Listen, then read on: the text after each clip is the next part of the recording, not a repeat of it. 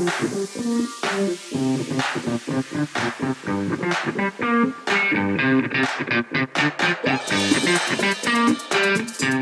Sophie. Welcome to the Buddies podcast.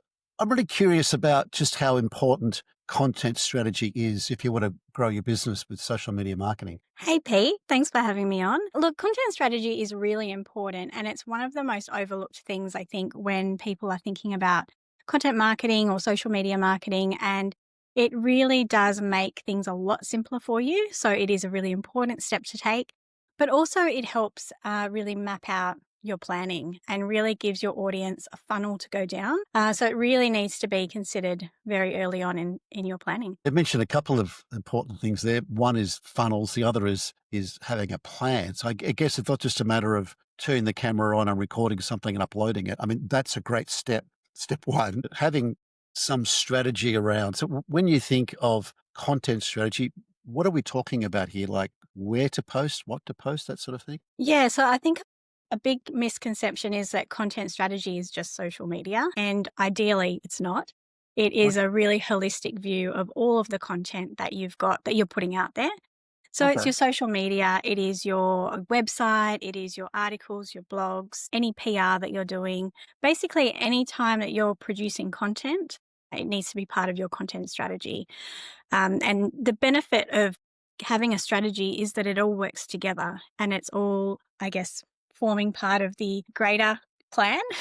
So Does it help me understand where to post? Because there's so many different places to post, isn't there? yeah, it definitely helps map it out a lot easier. It's kind of like using a GPS versus not having any sort of direction. So it's kind of like giving you a structure and a plan. It is in terms of where to post. If you're looking at social media, it does help you map that out because it does help you work out what platforms you want to focus on, whether you're going to do all of the platforms, whether you're going to focus on one particular platform, and also how that's going to then connect the audience back to whatever you're selling. So whether it be your website or getting in touch with you via phone.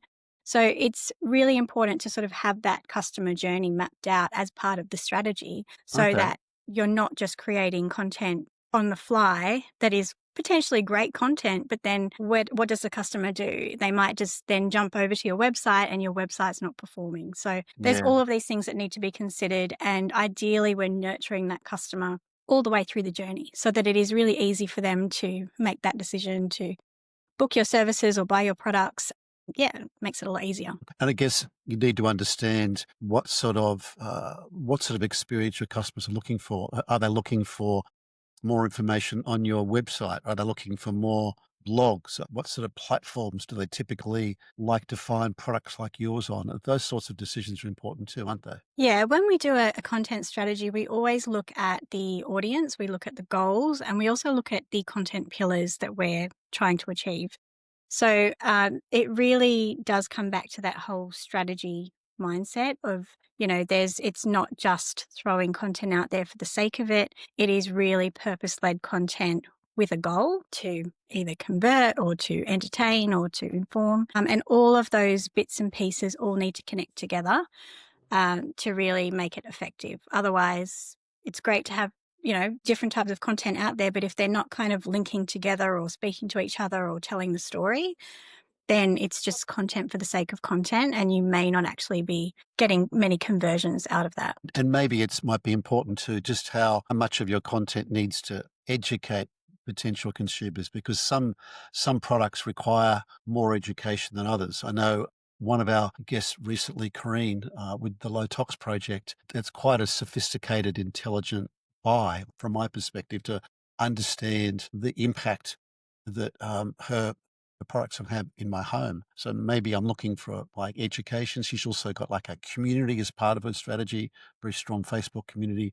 So I guess is what you're saying, Sophie, is like different strokes for different folks. Yeah, absolutely. And it's really about looking at your audience and your products or your services and what your unique value is, what your value proposition is, and really working out how you're going to communicate that, what type of journey you're going to take the customer on. And I think content strategy and content planning sometimes gets confused together. I mean, there is Are definitely they 2 different overlap. things, are they? Is a content So plan and a content strategy 2 different things? Well, I was confused. I thought they were the same it's thing. yeah, I mean, look, there's a lot of crossover, but basically the strategy is really the first step. It's really looking at all of the metrics you've got in front of you. Who are your audience? What value do you bring them? How are they likely to convert? So where are they currently? What are they currently doing? When are they currently shopping? What type of services are they currently using? So it's really taking a real analysis of the situation at hand and what's currently happening in the market. What are your competitors doing? So what type of competition is out there? It's going to vary drastically from a bricks and mortar store to an e-commerce store to a service-based business. All of these metrics are going to change. Where is your audience hanging out? Like maybe they're not even on social media, and that Oh, will completely change the strategy that you put together. So it's really the strategy is all the thinking, all the theory behind what are we doing? Where do we want to take this? Who are we talking to? And how do we execute that? And then the next stage is the planning. And that is all about, right, now that I've got my strategy, I know that I need to post here. I need to post to this demographic. I need to talk about this thing. I need to create X amount of blogs. I need to do all of these things. How does that look in my day to day? So for the next 3 months, when am I creating these blogs or who is creating these blogs? How am I oh, doing this? When am I filming the content? So it's really, I think a lot of people mix it together and that's when it starts to get overwhelming because it's a lot to do. I mean, big brands will spend weeks just in strategy stage, really ironing out who is their competition, what are they doing, how are they different, how can they be creative about being different. So if everyone's doing same, what are we doing that's different? Like how are we actually going to stand out in this really crowded marketplace? So there's strategy behind it first, and then it's like, right, now we've got a plan. How do we execute that? When are we actually filming the content? When is it going live? What platforms are we doing when? What day is the blog going out? And then do we do a follow-up post on socials 2 days later? Everything like that, it really needs to be mapped out in a plan. And that's where you get the most out of your strategy. So it's all good to have a great strategy, but then if the planning falls apart, then it goes nowhere. And likewise, if you don't have the right strategy and you just go straight into planning, then you're pretty much flying blind. You're just throwing bits and pieces out there without any connection of the dots. okay. So the strategy is more the thinking side about what we're doing, why we're doing it, who we're doing it with in terms of the consumers, and the plan is more the execution part. So how am I gonna execute this strategy? And I guess being realistic, because we're thinking our buddies, members, they're running businesses, they're likely to have not much free time in their day or their weekend or their nights. I guess making it as time efficient as possible would also be important for them. Is that right? Yeah, I mean, strategy and planning can all happen in one day. Wow, But okay, what needs to happen okay. is you need to allocate the time. So you need to set aside time for strategy. You need to, I mean, if you're a small business owner, your strategy may not take as long. Maybe you're a small business in a crowded market and it will take a long time. So Mm, it really is about not just doing it when you have 5 minutes spare. It's yeah, about doing it, setting aside, right, Monday morning between 9 and 12, I'm sitting down with myself and I'm just doing this strategy. I'm going to start investigating, looking into all the analytics. This is where it helps to have, if you're not familiar with analytics and all that sort of stuff, this is where a lot of brands do outsource to marketing specialists or to agencies to really get that mm, sort of overview of where are we sitting in this yeah, market and what are our opportunities. And then the second part to that is sitting down for another day or another few hours and saying, okay, right, we've got all this data. When are we actually going to do this content? And what is the plan? And that could also be, fitting it in with, when is Father's Day? When is Plastic Free July? When are all yeah, these really important dates that are important to our business that we want to either have a sale or we want to focus yeah, on or do a giveaway? So yeah, all of that needs to be considered as well as part of that strategy of what does our brand represent? What are we about? What are we celebrating? All those bits and pieces. If you're a really sustainable brand, then things like Plastic Free July are going to be really important to you because that's yeah, important to your customers. So yeah, mapping that out and really it's all about just penciling in the time to make sure that you've got time to play around with it basically yeah, and yeah, not rush through it. And I think one of the most valuable things you taught me, Pete, was to have a meeting with yourself once a week, just you and your business. And like, I think that's what a lot of business owners, they get so caught up in the do that they forget to really stop and consider, right, what is working, what is not working, what is possibly going to make a difference this week, what is not. So that needs to be done at scale. So that needs to be done sort of once for the next 3 months, but then it needs to be a weekly review of, what did well last week, what is selling this week, or what services do I really want to promote this week. So it's all about making the time to just sit in your business and do that, and it'll be the most effective. Yes. I know some of the members I've spoken to, one one member, she runs a business where she makes these unique Christmas decorations. I think that they come from somewhere like Bhutan, I think, somewhere very, very unique. And she's got this particular way of making these Christmas decorations.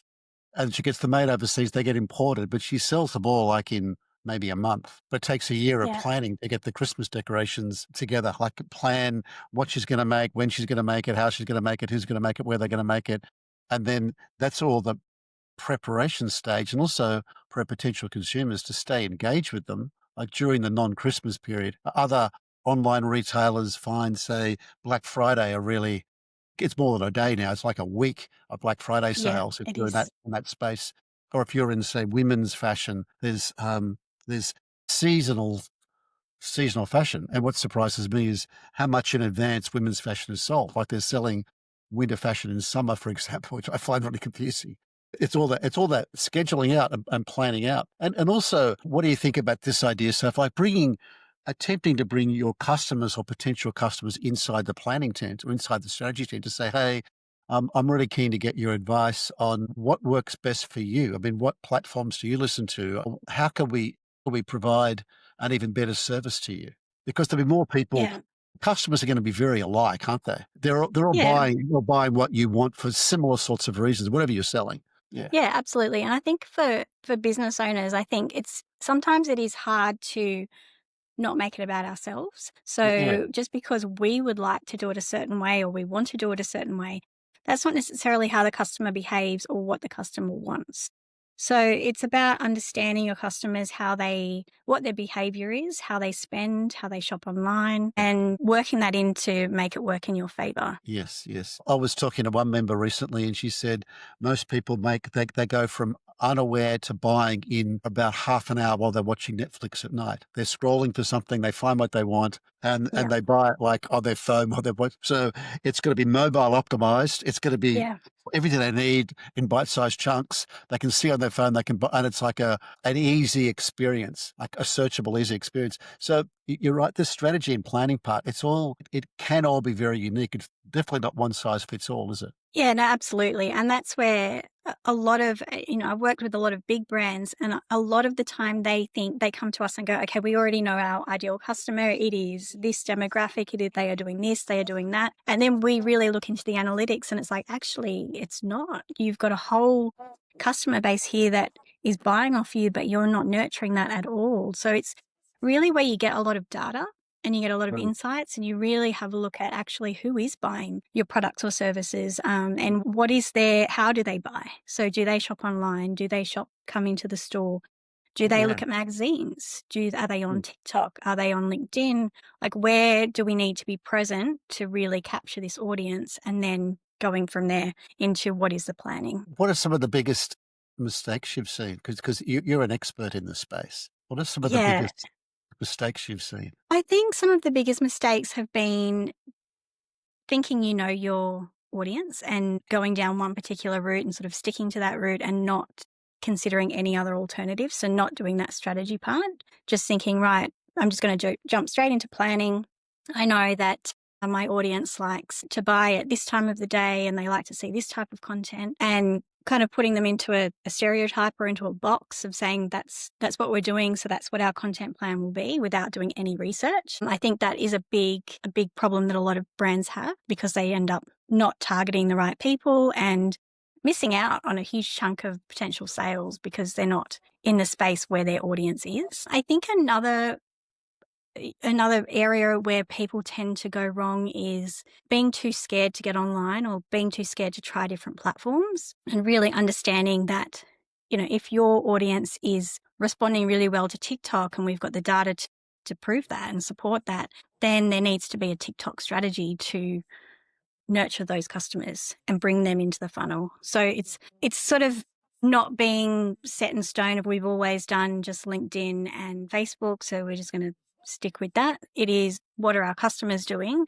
Let's let that lead what our strategy is, not what the CEO wants to do, or, the founder likes a particular influencer. I've seen some brands use influencers that have been totally not suitable for the brand, but they've been picked because, the CEO loves that style, or someone in marketing thinks that that person is great, but it's not actually a great fit for the brand. So it's all of that research that needs to be done. And I think it's really important. And it's often a step that's missed because, small business owners and marketers, no one has time. Mm. Research is Mm. often, skipped through. It's sort of like, oh yeah, we'll just quickly do that, and then we'll just get this content plan out and that'll do. And I think spending the time is where you'll save time later.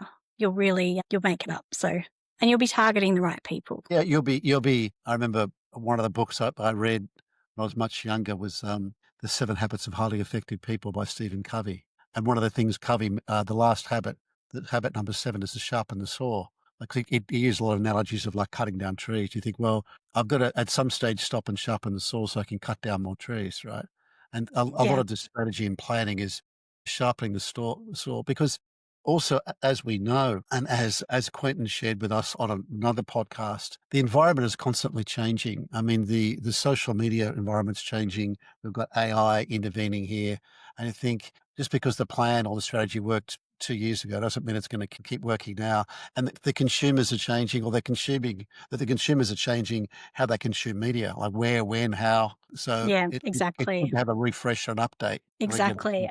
Yeah, And I see a lot of brands really, well, they've become a lot more on board with it now. But initially, when, TikTok was around, when TikTok started and video content became, it really took over as a primary way of consuming information and advertising and all of that. Brands were skeptical. They were like, well, that's not what we do. We don't do video. We do the polished Instagram shoot with our yeah, professional photographer, and that's what we do. And we have beautiful photos and we have beautiful posts and all of that. And that's what we're sticking to. But they needed to adapt because the world is shifting and you've got to keep at it. And marketing is all about keeping up with what is trending at the moment, because otherwise you'll be left behind. yes, yes. Folks, we're just taking a short break from our conversation to remind you that if you're enjoying this podcast content, you'd like more of this type of content and access to great workshops, join the Buddies community at buddies.com. That's the Buddies community at buddies.com. Now, let's get back to our conversation.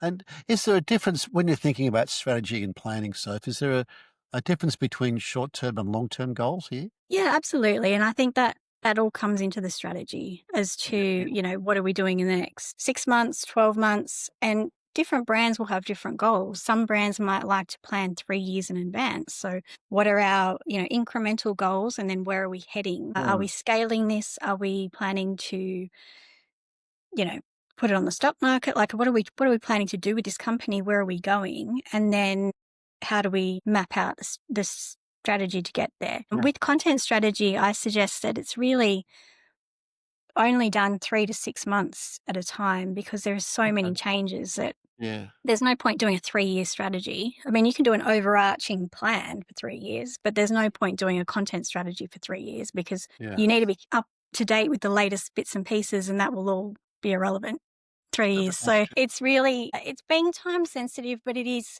planning. So I think 3 months is a really good sort of time Yeah, frame to be looking at, because you can still be, talking about relevant things, and you don't need to map out the exact content. You just need to map out, right, this is the idea, and we're going to have these supporting articles, supporting content ideas, supporting posts, supporting videos. Some of that might need to be filmed a month in advance. So yeah, it's that's it's true. working out the strategy and how it all fits together. Because if you think about, you might have a really great video that draws in a lot of people, it goes viral, but then they get to your website page and your website page has nothing to convert them. They kind of get stuck. So it's about, once they see that amazing video that you've spent all this time creating, what's the next step for them? Where are they going? Where are you Mm, sort of funneling them down to? And for a lot of service based businesses, you need to have thought leadership content on your website. You need to have blogs yeah, and articles that can help nurture that lead and prove your authority in this space. Or if you're selling something like sustainable bakeware, you need to have, information on your website that really shows that you are legitimate at what you say you do. And you're not just, you know, it's not sourcing products that are not sustainable. They're just sort of marked as sustainable. So yeah. it's really about where is that customer going? If they are someone who wants to find out more, what do you have for them on your site? Yeah, Or are they likely to just click off? what do they want? And it's interesting too. I find it curious when you apply this marketing lens or this social media marketing lens to the environment. I was looking at buying an apartment recently. I have for about the past year or so, and every agent does it exactly the same way. You'll find it online that they'll send you the thing. You look at the video of the apartment; they're all the same. They're all non-personal, like someone's holding a camera showing you an apartment. There's no one talking. You don't get to see the agent. There's a huge opportunity for real estate agents to talk to us. We know they're salespeople, right? Mm, Take us through the home and talk to us about it. We get to meet her, I get to meet him, get to see the home. It's a bit more personal. And similarly for like in the fitness and personal training industry. I mean, very few personal trainers are online telling me about what they do or helping with a particular issue I might have. But you look at places like Rumble Boxing, which is really popular. You search anything with Rumble, you'll see trainers there, you'll see classes there, you'll see come in for a special this week, get a first class for free. It's converting you and I can see the people, I can see the class, I can say, I really want to join this. I can see the people there, they're just like me, they look friendly. Makes a huge difference because you can yeah, think, I look at what my competitors are doing. I also say, well, what are my competitors not doing? You know, exactly. what are they not Exactly. doing? And Yeah, And a big part of marketing is not necessarily selling the product or the service. no, It's no, about selling how that product or service is going to make you feel, or how yeah, the person yes, is going to feel, or how they're going to benefit from it. How is their life going to change from this product? That's what they want to know. They yeah, don't necessarily want to know that it's a navy blue coat or that it's, a navy blue pair of shoes, let's say. They want to know how comfortable is it? yeah, yeah, How yeah, yeah. easy is to put on? Like they kind Yeah. of want to know how that's going to benefit their life because it's never about the brand. It's all about the customer and how they're going to feel and It's you as a business demonstrate that you understand that customer experience. Like I know yeah. one of my daughters, for example, she catches a bus to work, and then when she gets to work, she puts on her shoes, right? Mm, And she's on her feet most of the day, so they've got to be like a particular sort of shoe that look good, and they're high enough for her. 'Cause she likes wearing higher shoes, right? But yeah. not too high that they're uncomfortable to be on all day. Then she takes them off, puts them in a bag, gets the sand shoes back out, and then catches the bus home. So that's a Yeah. particular, and she goes online and there's women there explaining their like they need a shoe like this and she said, "Oh, that's me. That's how I feel. I want to have a Yeah. shoe that makes me look good and I feel comfortable in it that I can take off and chuck in the bag that I'm not wearing the whole time." So you think, well, how are they feeling and how is what you're offering demonstrated that you understand how they feel? And then these guys get me. That they get how I feel. Yeah. I mean, whatever the product is fitness or shoes or Exactly. stainless steel cookware, whatever it might be. Like I'm concerned about a low tox home. I'm concerned about that. Here's a great community I can join, learn more about. Here's some great cookware I can. I mean, they understand how I'm thinking. Yeah, Yeah, and it just when customers feel, and we know it ourselves as consumers, when we yeah, feel a yeah, yeah. brand really gets us, we're like, yeah, they get it. Like I'm going to buy from them because they know how important it is to have comfortable shoes, Yeah, and they've obviously put a lot of thought into this. So, and that's where that's whole strategy part of it comes into it. Like, how are we going to communicate what we want to communicate, and what's going to be make us different to everybody else, and yeah, then yeah, the planning is okay. How are we executing that idea? What are yeah, yeah. we how are we showing them that? So, yeah. Yes, it's awesome, awesome. Sophie, this has been an awesome conversation. Really appreciate your expertise. We're going to put your contact details in the show notes. But for the time being, thank you for being a guest on the Buddies podcast. Great. Thanks, Pete. Thanks for having me. Thanks for listening to this Buddies podcast. To get all the podcasts and great workshops, visit buddies.com and join our community. We'll see you there. Bye for now.